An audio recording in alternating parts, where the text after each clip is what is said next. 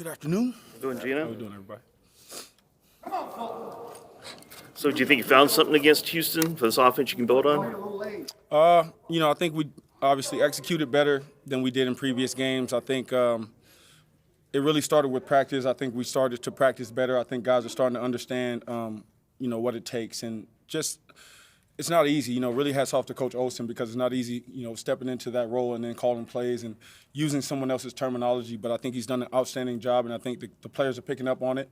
And, obviously we've, played pretty much better than we played in the past. Sorry. What was it about practice? It was mentioned even in the broadcast that you guys thought Thursday and Friday was really good offensively and defensively in practice. Yeah, I think it was just clear. The clarity, I think, like I said, we got a lot of young guys that are, learning and developing, and I think overall they've been getting better throughout the weeks. And I think, for whatever reason, it just kind of clicked in the previous week, and, it kind of showed itself in the game. Just to that point, 10 touchdowns to 4 picks over the last several games. What do you attribute that to? What do you feel like has been clicking for you in the offense a little better? I really just think, again, man, we're just playing better. We're executing better. And I think it's, like I said, starting with us just practicing better. I think we've done a great job throughout the year of, obviously trying to work through a bunch of different things. But overall, just the consistency with the line up front, with having, Kappa in there who's been doing a great job. I thought Caleb did a great job in the previous game. And, just everyone collectively has been getting better. And we're developing together as a team. For whatever reason, we're getting better. And, not for whatever reason, we're practicing better. So that's why we're getting better, and we want to continue that. Ashton had another receiving touchdown on Sunday. What makes him so effective in your eyes in the catching game? I really think he could play receiver. I think he could be a slot receiver in this league. He's got great hands. He's great out of the backfield. He understands, spacing, and, he just knows what to do. I mean, you can tell, he understands the game. And when he gets the ball in his hands, whether that's in the backfield or in the catching game, he's so explosive and dynamic. And so, however we can get him the ball in space, that's what we try to do. And you see what he does when he gets that opportunity. Just talking about how these younger players are starting to learn how to develop better practice habits. Is there a certain point where you can see Jack Besh where he flipped the script? Is there a certain point where you notice that?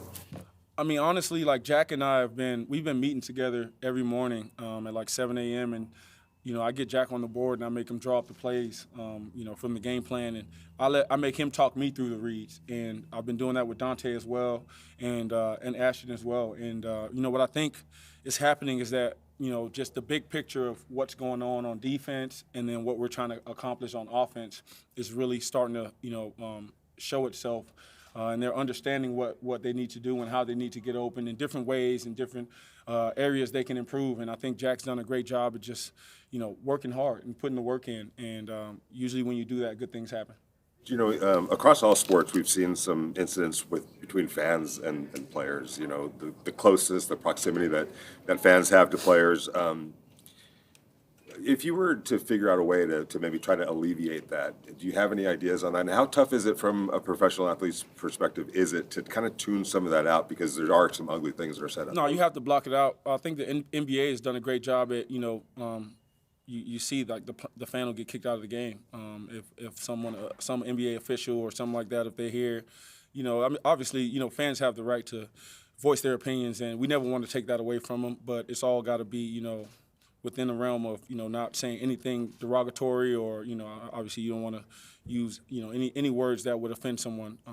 And that goes, that's a judgment call. So I think, really players have got to block it out and just play football. But, there are some things that get said, and we're all humans, and we would like for those things not to be said. But, hey, you got to block it out and keep going. When did you notice that there is sometimes a crossing of the line from fans' perspectives? I don't know. It's a lot of different things. I mean, again, we're all human beings, and you never want to dehumanize anyone.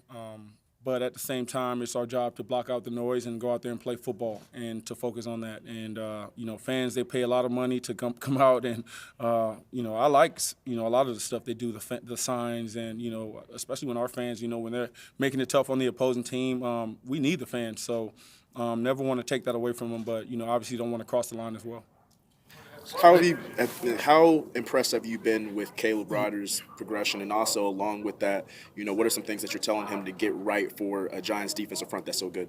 Yeah, I think Caleb he's been developing throughout the year, and when he's gotten his opportunities, he's gone out there and he's played well. I know he can improve on some things, and I know he'll be the first to say that. But I just love the way that he competes, the way that he goes out there. He gives us a chance to be a good offense. And, for him, just go out there and play your game. It's the NFL. There's great players all across the field, and you yourself are going to be a great player. You're working towards that. So every opportunity you get to face a Dexter Lawrence and a Brian Burns and all the guys they have over there, Abdul Carter. When you get those opportunities to face those good D linemen, you want to go out there and put on a great show, but it's also going to make you better. How much are you aware of Alex Bachman's story to get to this point in the NFL? Bouncing between practice squad, getting cut, and also kind of had to sell himself to get an offer from Wake Forest. How much have you known about that story? I think Carroll said that he shared it. I had Bachman with me the entire offseason.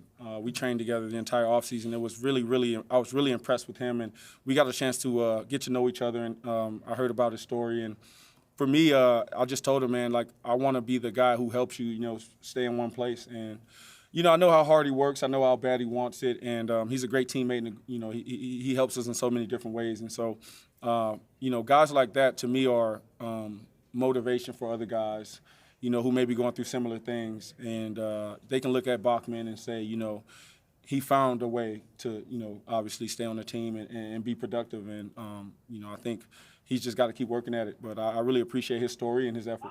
Brock Bowers, Pro Bowl, second straight year. Max as well. Well deserved. Yeah, you talk about just Brock and what you've seen playing with him for this first year. I mean, just an outstanding player in every sense of the word. Everything that you can think of, from route running to catching the ball to blocking to just the way that he practices. His finish in practice is second to none. He's such an outstanding player and a great person as well. Just watching that guy go out there and make play after play after play, I mean, you just want to continue to get him the ball. And, him and Max, well-deserved, man. I think those guys, I think the world of those guys. And the way that they practice, I think, results in show on game day. And, that, I think that's what we can all take from that. But, really, really happy to play with guys like that. Geno, as you start locking in on the Giants this week, what are some things about their defense that stand out to you on film? I mean, they it starts up front with their interior. You talk about Dexter Lawrence, one of the better nose tackles in the game. I mean, just a big, strong, massive human being. So we got to, have a plan for him. Brian Burns on the edge, 15 sacks. Always been explosive his entire career, can bend, long-armed, has all the traits. Abdul Carter, young rookie he's really flashing as of late. He's got like 40-something pressures or something like that, and I think he had a sack in each game in the last 4 games. So you can see where his development's coming along. And I played against Javon Holland before. He's a great safety. They got really good corners. Veteran linebacker in Okereke. And then again, they understand what to do and they play sound. They play together. And referring back to fan sentiments, what are your thoughts when maybe a significant portion of the fan base actually wants a loss this weekend for draft positioning, but obviously that's not your prerogative and the rest of the guys in the locker room? Yeah, we play to win.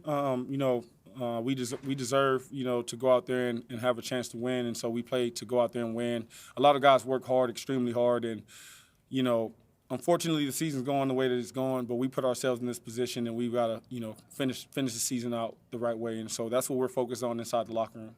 As the last several games where, again, your play has improved a lot, does that give you, optimism potentially heading into a next season with the Raiders? I'm just focused on this week, man. I'm not thinking too far ahead, not looking too far ahead. I'm focused on this week and, doing what I need to do to go out there and execute with my teammates, again, so we can feel good about what we're doing this season. All right. Thanks, guys. Thank you, guys.